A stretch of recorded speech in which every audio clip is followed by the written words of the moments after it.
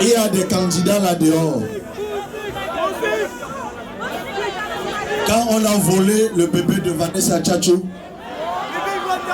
qui est aujourd'hui avocate, il y a quelqu'un qui a dit que le bébé là n'a jamais existé. Lorsque les gens sont morts en Garbou, il y a quelqu'un qui a dit que personne n'est mort là-bas. Je dis, hein,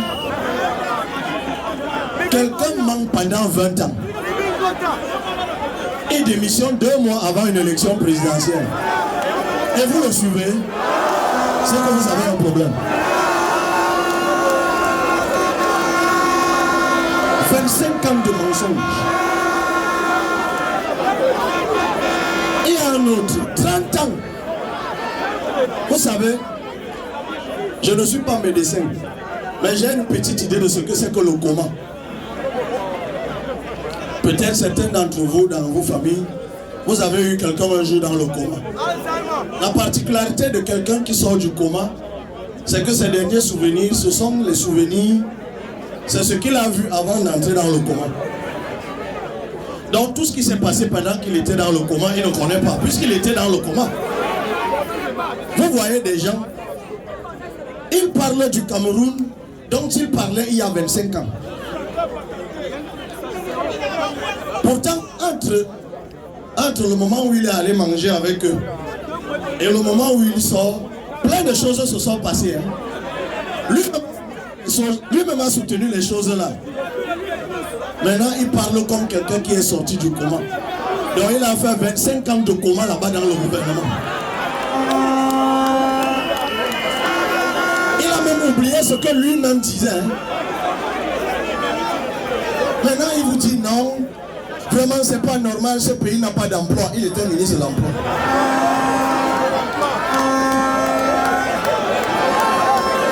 Moi, j'appelle ça la sorcellerie politique.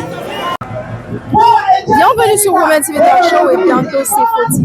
Nous sommes derrière le stade Omnisport. Il est important de rappeler avant tout propos que la campagne ou alors la période de campagne a été officiellement lancée hier, 27 septembre. Et justement, dans ce contexte, aujourd'hui, s'est tenue l'ouverture officielle de la campagne ou alors se tient l'ouverture officielle de la campagne du candidat Cabral Libye pour le compte du PCRN.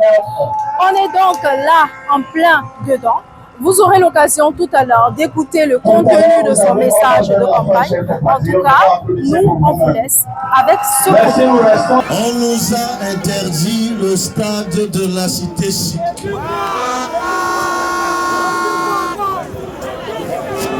On nous a dit que désormais le stade ne devait accueillir que les concerts. Alors qu'il y a 7 ans, c'est là-bas qu'on avait fait notre meeting. Mais tout ce que Dieu fait est bon. Je ne suis pas sûr que le stade SICAM aurait pu vous accueillir en cette année 2025.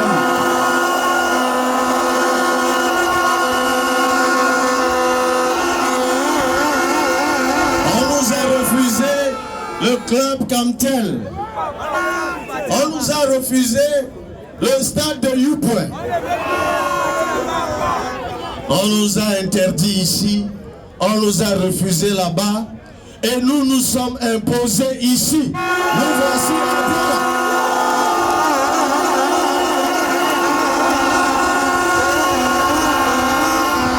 Pendant plus de 2 ans, ils ont tout fait pour paralyser notre déploiement. Ils nous ont traînés en justice 7 fois. 7 fois. Pendant plus de 2 ans, on a interdit plus de 150 de nos réunions. On nous a même expulsés des régions du Cameroun. Mais de quoi ont-ils peur? Ils ont peur de la vague orange. Pourtant, ils ont dit qu'ils allaient menacer les abeilles. Mais la vague orange emporte les abeilles et la menace. Oui. Je vais vous dire de quoi ils ont peur. Ils ont peur de vous. Ils ont peur du peuple en colère.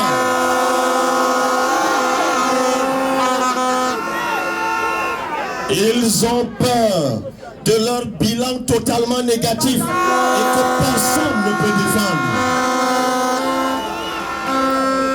Ils ont peur du résultat de votre vote. Mais vous ne devez justement pas avoir peur. Parce qu'ensemble, nous allons gagner.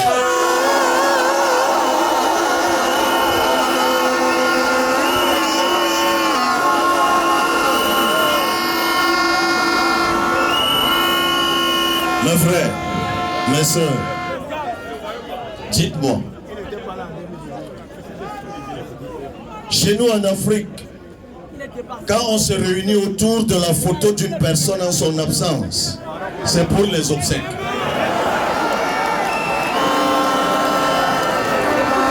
J'ai envie de vous exprimer et que ça ne vous choque pas. L'affection que je peux avoir pour quelqu'un qui est d'un certain âge. Et j'ai envie de dire au RDPC, n'organisez pas les obsèques du président de la République. Même si vous ne l'aimez pas, même si vous faites semblant, ne l'enterrez pas vivant. Laissons-le rentrer au village. Il va se reposer.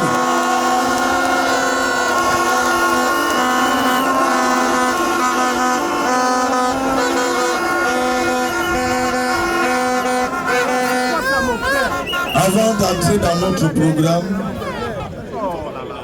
permettez-moi de parler quand même de notre principal adversaire. Je le fais ou pas?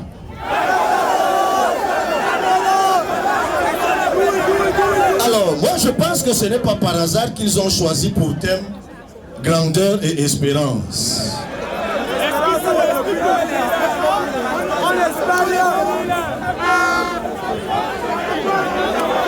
Les grandes ambitions ont donné les grandes maquettes. Les grandes réalisations ont donné les grands scandales. L'espérance là va donner quoi?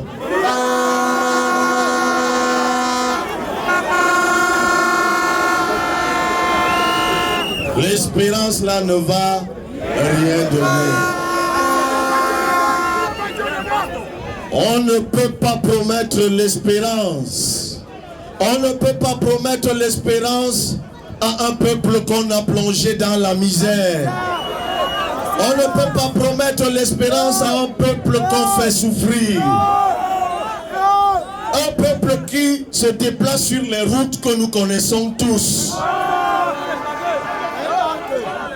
Ici à Douala, on a opéré une femme dans la cour d'un hôpital pour sortir le bébé. Ceux qui ont fait ça promettent quelle espérance? Les Chinois sont morts à la cantine à la porte. Mes chers compatriotes, l'élection présidentielle du 12 octobre 2025 ne ressemble à aucune autre auparavant. On doit choisir entre la vie et la mort. On doit choisir entre la vie et la mort. Je répète, on doit choisir entre la vie et la mort.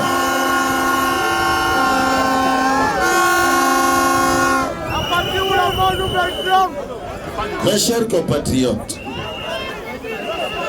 nous au PCRN, lorsque nous avons lancé notre campagne avec des cotisations, nous vous avons demandé de donner 500 000 francs, 2000, parce que nous savons que vous travaillez dur pour gagner votre argent. Chez ceux que vous avez vus à la télé, ils cotisent 5, 10, 25 millions, alors qu'ils ne sont que des fonctionnaires, directeurs généraux ou ministres. Ils ne sont pas hommes d'affaires. C'est l'argent du détournement, l'argent de la corruption, l'argent du vol. Votez Cabral Libye le 12 octobre 2025.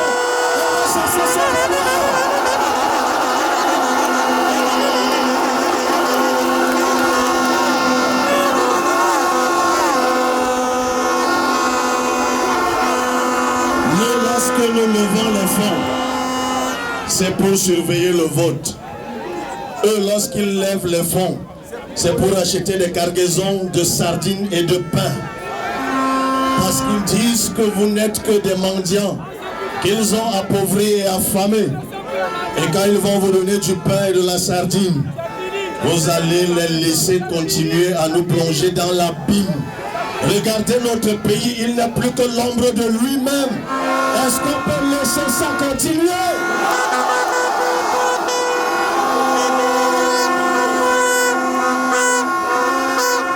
Mes chers frères et sœurs, ceux qui parlent des grandes espérances, parlons-en.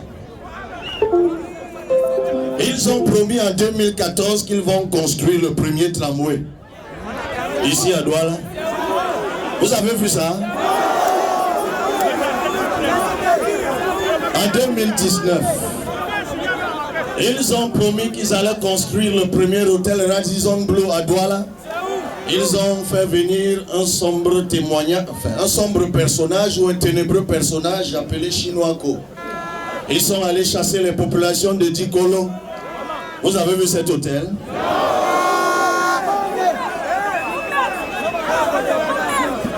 Ils ont promis en 2013 qu'ils vont construire l'usine d'engrais de Ferrostal qui sera alimentée par le gisement d'Étindé. Vous avez vu ça? Ils ont promis en 2015 qu'un consortium norvégien va produire 150 à 300 MW d'électricité à aider à Séoul. En 2012, ils ont promis de rénover à hauteur de 153 milliards de francs CFA l'aéroport de Douala. Vous avez vu ça quelque part? En 2015, ils ont promis un projet de 178,5 milliards pour développer la culture des arbres fruitiers. Vous avez vu ça quelque part?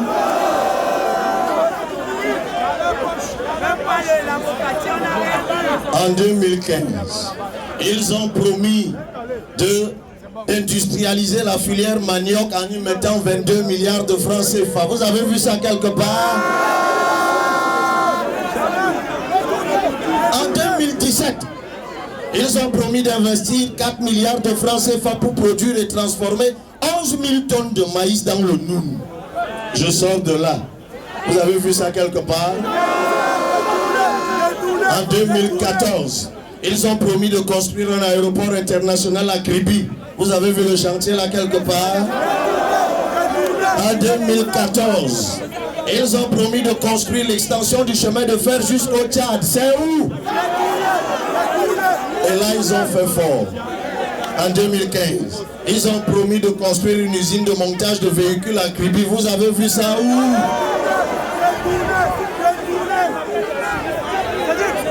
En 2019, comme la provocation ne leur dit rien, ils ont promis de mettre en orbite un satellite.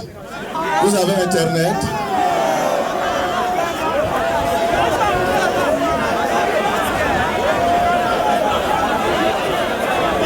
Si vous croyez à ces gens-là, c'est que vous avez un problème.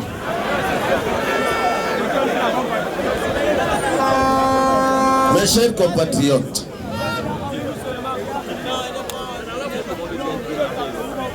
moi, je viens devant vous comme une candidature de travail, comme une candidature du mérite. Malgré les persécutions, malgré l'acharnement, nous nous sommes battus depuis 2019. Nous nous sommes battus pour implanter notre parti. Aujourd'hui, ça donne ce résultat. Je veux entendre du bruit.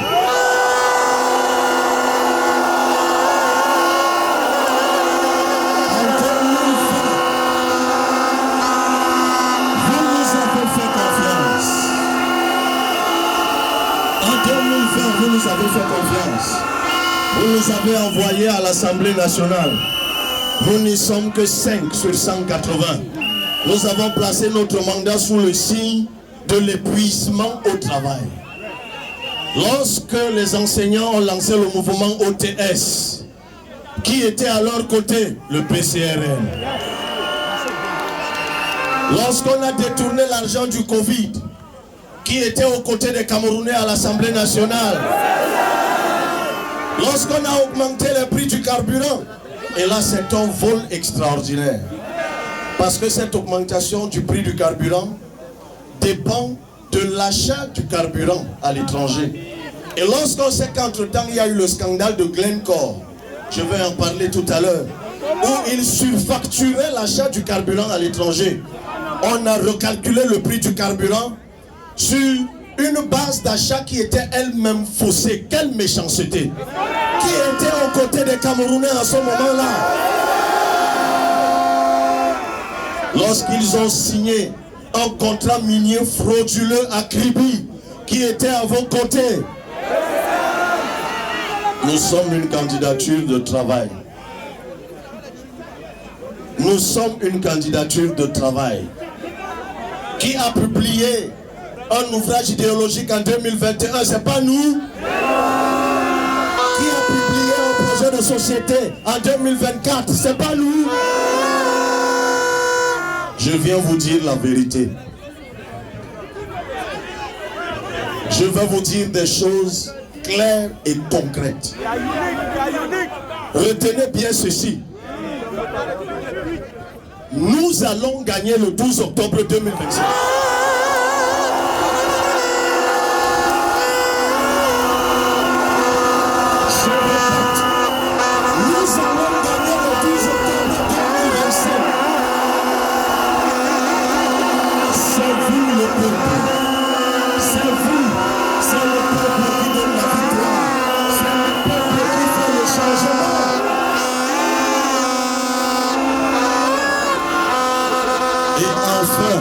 Dans ce pays, ne vous en faites pas, je ne veux pas tomber. Et si je tombe, vous allez m'accueillir. Retenez que dans ce pays, pour une fois, à partir du 12 octobre 2025, chaque Camerounais va enfin goûter à la richesse de ce pays. On vous dit qu'il n'y a pas d'argent, c'est faux. Dès que nous sommes élus, première chose, on règle le problème des routes. Nous allons donner à chaque commune du Cameroun 2 milliards de francs CFA pour régler les urgences routières, pour régler les urgences hospitalières, pour régler les urgences scolaires, pour régler les urgences alimentaires. Nous allons le faire.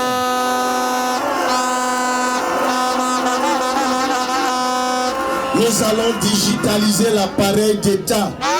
La richesse nationale qui dit on est estimée qu'à 25 000 milliards va passer du simple au quadruple. Parce que malheureusement le PIB du Cameroun actuellement est calculé sur 10% de l'économie parce que 90% de notre économie est dans l'informel. Et ils le font exprès pour que cet argent transite entre leurs mains et leurs poches et leurs enfants et leurs familles. Nous allons mettre fin à ça. Comme ne vous trompez pas, un jour nouveau va se lever le 12 octobre 2025.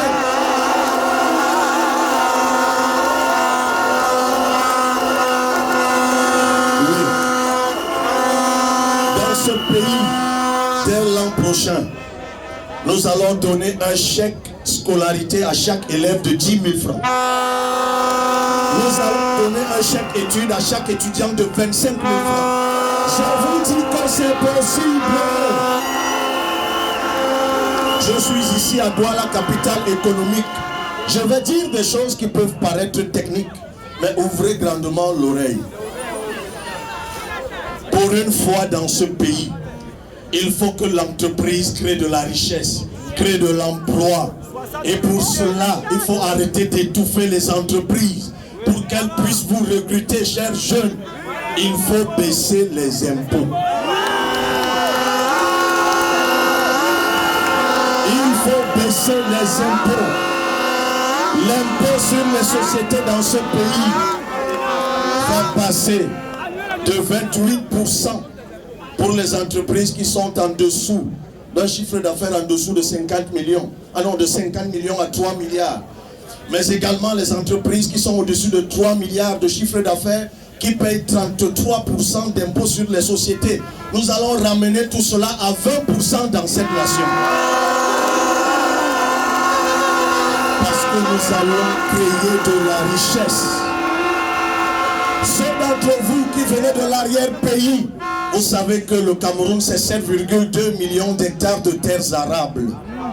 L'Allemagne, la Malaisie a 7,6 millions d'hectares de terres arables. Ils sont à plus de 90% d'exploitation. L'Allemagne a 7,4 millions d'hectares de terres arables. Ils sont à plus de 90% d'exploitation. Nous avons 7,2, nous sommes à moins de 20%. Le capital foncier camerounais est un capital mort. Nous avons la richesse, mais nous sommes pauvres parce que nous ne sommes pas propriétaires de cette terre. Parce que eux qui volent de l'argent veulent nous spolier nos terres. Nous allons rendre le titre foncier gratuit dans cette nation.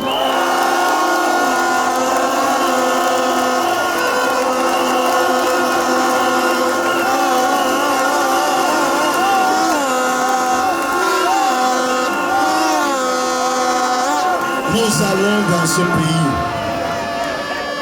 faire en sorte que l'enseignant soit fier, que l'enseignant soit fier de son métier. Mes chers compatriotes, nous allons dans ce pays faire passer le SMIC, qui est le salaire minimum de 40 000 à 140 000 francs CFA. Je vous ai dit, ne l'oubliez jamais. Nous allons construire un pays où chaque citoyen va goûter à la richesse de sa nation.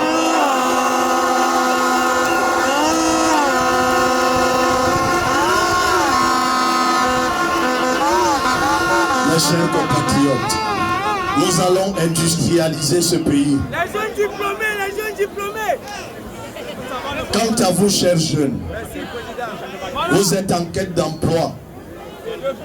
Nous allons en créer en 5 ans au moins 3 millions dans ce pays. Avec le multiplicateur industriel, en arrêtant le vol et en permettant à l'État de recruter. Parce que contrairement à ce qu'on vous dit, dans un pays normal, l'État doit employer au moins 10% de sa population. Dans un pays de 30 millions d'âmes, l'État devrait employer au moins 3 millions de personnes. Ce n'est pas le cas. C'est pour ça qu'il n'y a pas de magistrats. C'est pour ça qu'il n'y a pas de policiers. C'est pour ça qu'il n'y a pas de gendarmes, pas de militaires. C'est pour cela que l'État est absent partout. Ils vous disent qu'ils n'ont pas d'argent pour payer. Mais tous les jours, ils volent des milliards. Il n'y a pas d'argent pour les Camerounais, mais il y a de l'argent pour eux. Mes chers compatriotes, je viens de vous dire comment je vais aérer le secteur privé pour qu'il puisse vous recruter. On va arrêter de dire dans ce pays, la vie t'a dépassé, va faire les champs. Parce que faire les champs, le métier d'agriculteur va devenir un métier noble dans ce pays.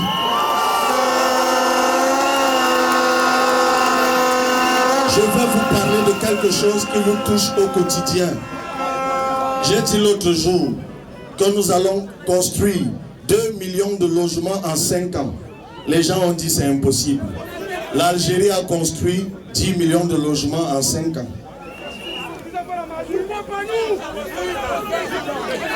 Il suffit de réformer la mission de promotion des matériaux locaux, la Mipromalo. Ils ne veulent pas la réformer parce qu'ils sont dans des contrats bizarres avec des cimenteries.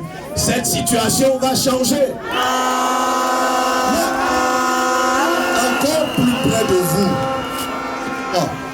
chers compatriotes, pourquoi on ne peut pas homologuer les prix du logement?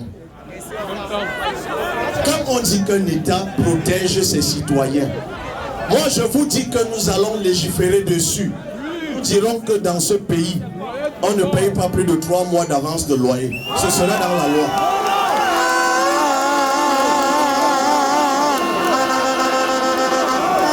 Oui. Oui. Ce sera dans la loi. Mais aussi, attention, je vous ai dit que je suis là pour promouvoir l'entreprise. Ce ne sera pas pour que le bailleur qui investit perde. Non. On va mettre dans la loi que lorsque tu entres dans la maison de quelqu'un, oui, tu ne peux pas payer plus de 3 mois d'avance de loyer, oui. Tu ne vas pas payer plus de 1 mois de caution, oui. Mais en même temps, on va faire signer un état des lieux de la maison qu'on va légaliser par un exploit d'huissier. Et aussi, on va créer un régime juridique spécial qui fait que tu fais 2 mois sans payer ton loyer, la procédure d'expulsion ne peut pas dépasser 30 jours. Mais on va aussi faire en sorte, parce que c'est un système qui vise à aérer l'entreprise, nous allons aussi dire aux bailleurs que vous ne payez plus les droits d'enregistrement. Ce sera alors un dispositif équitable pour tout le monde.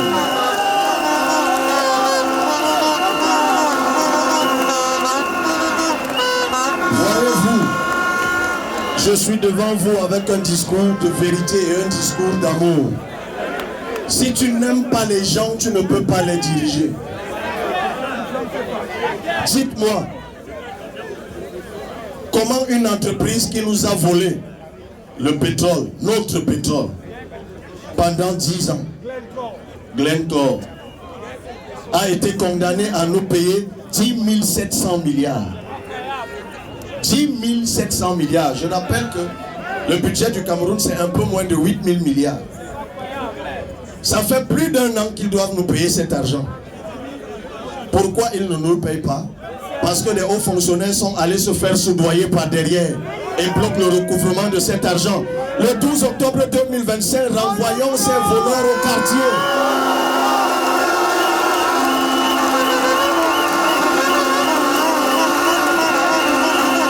Je viens devant vous avec un discours de vérité. Notre système éducatif doit changer. Nous allons complètement le renouveler. Je vous ai dit tout à l'heure qu'on va revaloriser les salaires. Dès que vous mettez le SMIC à 140 000, c'est fini. Ceux qui sont dans le secteur privé ou le secteur public, les salaires remontent immédiatement. Dans ce pays, l'école sera obligatoire jusqu'à 11 ans et gratuite. Et après 11 ans, il y aura 3 options.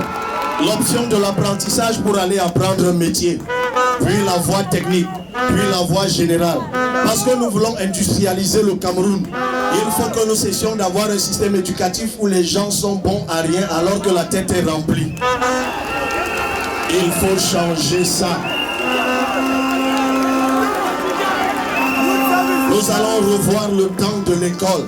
Nous allons revoir le calendrier scolaire. Parce que nous avons besoin de notre saison sèche pour promouvoir le tourisme. On n'est pas obligé d'avoir un calendrier scolaire qui est indexé sur le calendrier des Occidentaux. Parce qu'eux, ils vont en vacances en été parce qu'il fait chaud chez eux. Nous aussi, on doit pouvoir aller en vacances chez nous quand il fait chaud chez nous. Mes chers frères, mes chères sœurs, on ne peut pas se développer si on n'a pas le contrôle de notre politique monétaire. Je ne vous dirai pas que nous allons sortir de la CEMAC, non. Nous avons besoin de la sous-région, mais nous sortirons de l'UMAC. Si les autres pays de la zone CFA n'acceptent pas que nous réformions le CFA, et lorsque nous allons sortir de l'UMAC, nous allons simplement créer une monnaie trésor, une monnaie binaire. C'est ça qui nous permettra de nous développer parce que cette monnaie va supporter nos transactions nationales. Nous n'allons pas inventer la roue. Ça se fait déjà au cœur de l'Europe, en Égypte, en Suède. Ça se fait en Afrique du Sud, ça se fait aux États-Unis. Nous devons nous affranchir et recouvrir notre souveraineté.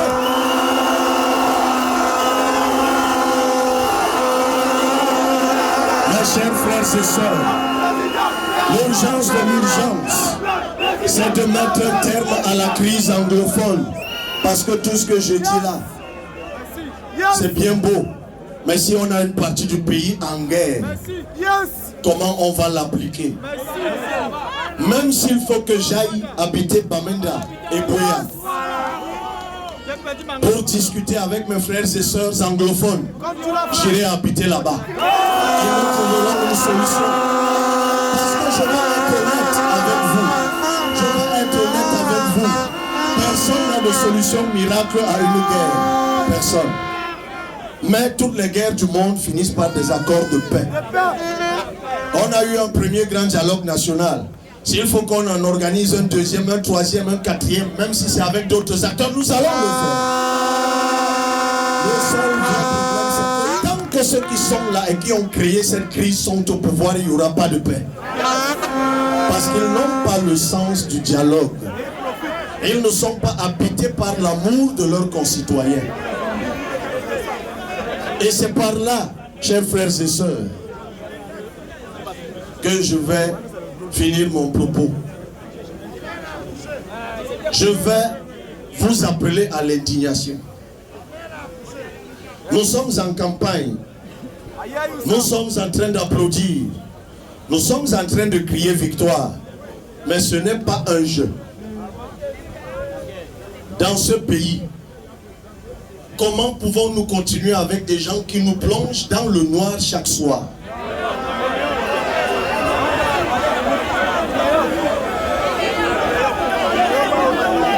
Plutôt que de construire des barrages, ils volent l'argent. Lorsqu'un barrage ailleurs, vous savez, 1 mégawatt à la production, c'est 1 milliard de francs CFA. Ils vous construisent le barrage de Mevelé, 232 mégawatts qui n'ont d'ailleurs jamais existé. Mais ça coûte 450 milliards. Alors qu'à côté, Globelec fait une centrale de 220 mégawatts qui coûte 180 milliards. Même capacité pratiquement. Mais de l'autre côté, ça coûte le double, voire le triple. Je suis en train de vous dire qu'en allant voter le 12 octobre 2025, réfléchissez à votre avenir. Pensez à la route de votre quartier. Pensez à la route de votre village. Pensez à l'école de votre village. Pensez à l'hôpital de votre village. Pensez au chômage qui nous étreint. Pensez au délestage dans lequel nous sommes contraints. Pensez à la misère qui nous ronge le ventre. Pensez à tout ça et votez pour le changement. C'est pour ça que je vous disais tout à l'heure que le 12 octobre 2025, c'est un choix cornélien. Il faut choisir entre la vie et la mort. Est-ce que je peux compter sur vous?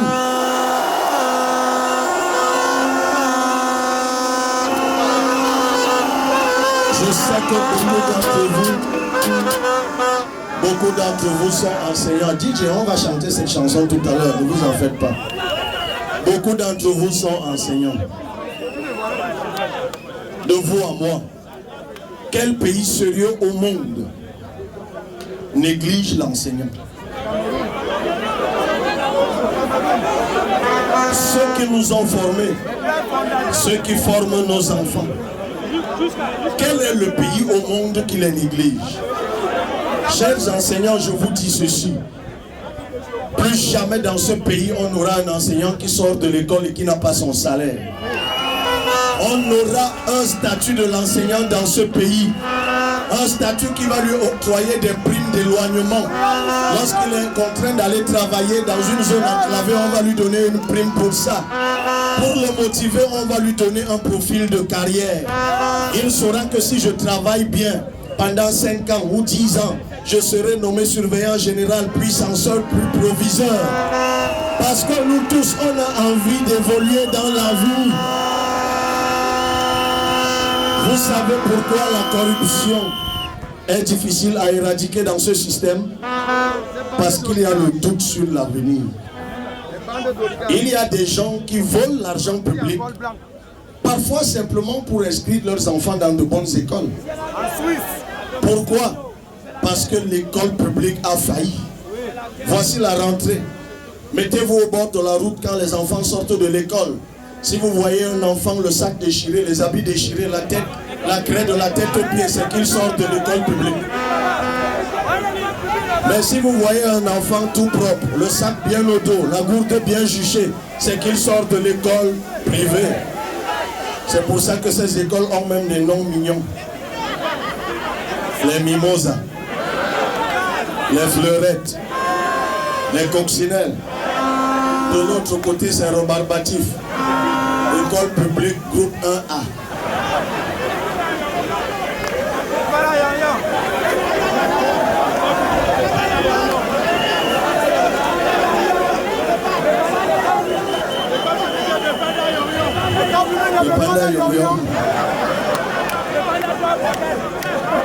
École publique de Bepanda Yonga. École publique de Bepanda 3 Bordel. Pourquoi on ne peut pas donner les noms de nos héros nationaux aux écoles? Pourquoi on ne peut pas donner les noms de nos grands hommes de culture? Mais je vous amenais quelque part. Certains volent l'argent de ce pays uniquement parce qu'ils veulent aller dans de bons hôpitaux. Parce que l'hôpital public a failli.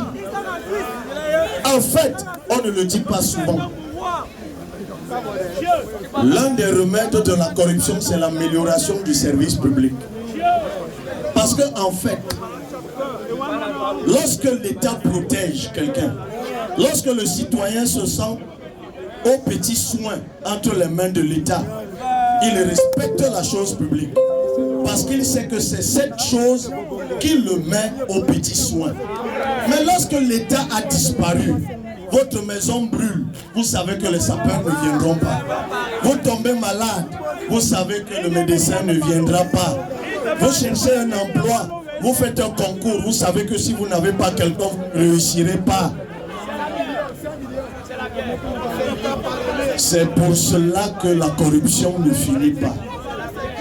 Faisons en sorte que l'État soit un abri, que l'État soit un recours, que l'État soit un secours.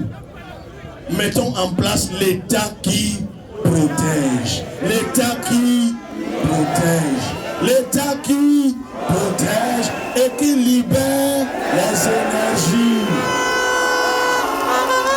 Et pour libérer les énergies, il faut changer la forme de l'État. Lorsque nous avons proposé le fédéralisme communautaire, ils ont dit qu'ils veulent diviser le pays. Depuis quand fédérer veut dire diviser? Vraiment, même en français facile, dans le Larousse de poche, c'est leur dictionnaire de banditisme. Nous allons créer dans ce pays 25 régions. Simplement parce que nous allons effacer les 10 régions actuelles. Nous allons transformer les 58 départements en régions. Et puis nous allons mettre ensemble les départements, anciens départements, nouvelles régions voisines qui se ressemblent. Tout simplement. Vous aurez simplement la région du Noun. Vous aurez simplement la région du Mbam. Vous aurez simplement la région Sawa. Vous aurez simplement la région du Kani et d'Anaï. C'est aussi simple que ça. Et enfin, nous allons dans ce pays appliquer la décentralisation aboutie.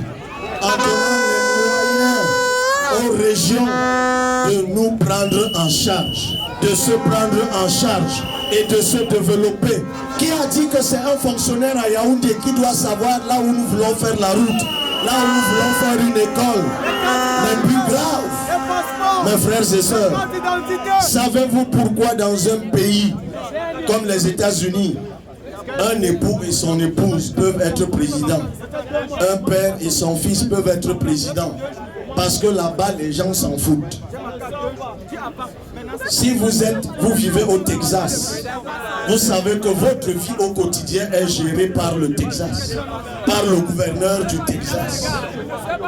Pourquoi au Cameroun, les gens se battent pour que leurs frères arrivent au pouvoir? Pourquoi? Parce que nous sommes dans un pays où nous sommes tous conscients que pour que je vois aussi un peu le bonheur, il faut qu'un des miens soit au pouvoir. C'est pour ça que le tribalisme ne peut pas finir. Et pourtant, lorsque nous allons renvoyer le pouvoir à la base, chaque région va s'auto-gérer et va se développer. Parce que Dieu n'était pas fou de nous créer dans la diversité. Chacune de nos régions a un savoir-faire. Chacune de nos communautés a un savoir-faire. Et c'est le jour où l'État central sera le réceptacle de ces différents savoir-faire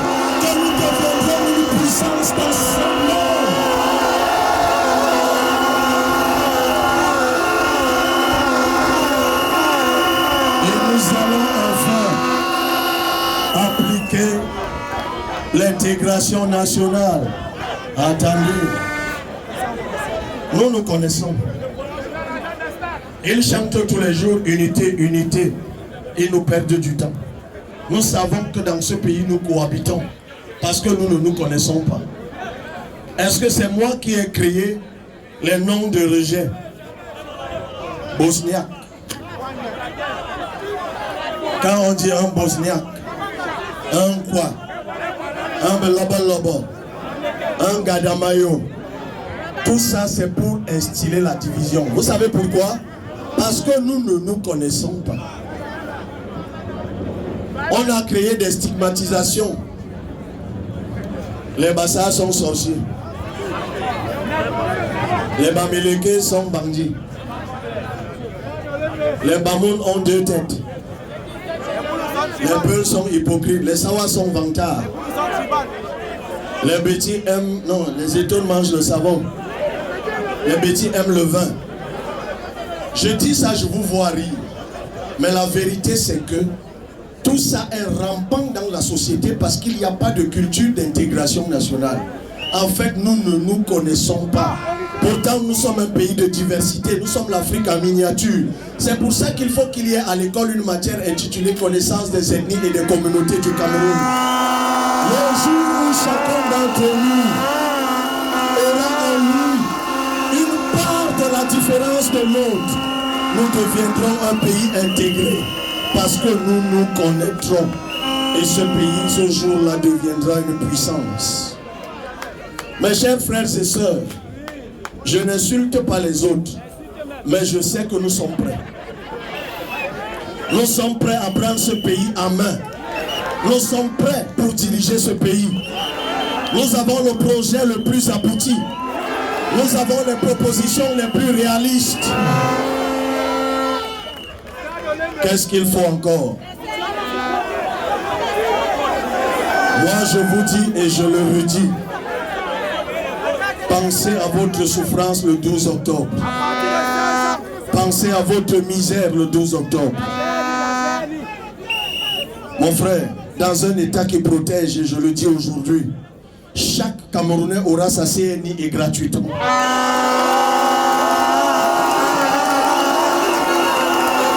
Je répète, chaque Camerounais aura sa CNI et gratuitement. N'oubliez pas, je vous ai dit que nous allons construire un pays où chacun d'entre nous va goûter à la richesse de ce pays. J'ai ici mes frères et sœurs qui viennent de la diaspora. Je crois que c'est eux qui font beaucoup de bruit par ici. Jean-Pierre Signé. On t'a appelé ici tout à l'heure, tu n'étais pas là.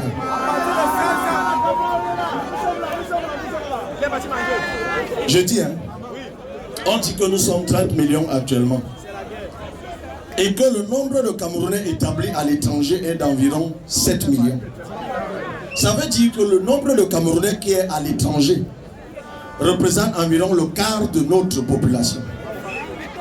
Quel pays peut avoir une diaspora aussi importante en nombre, aussi puissante en qualité? Parce que les Camerounais sont brillants partout dans le monde. Ils se sont hissés au plus haut niveau partout dans le monde. C'est pour cela que je vous dis que nous allons réformer le code de la nationalité de 1968. Non pas pour restaurer la binationalité, mais la plurinationalité.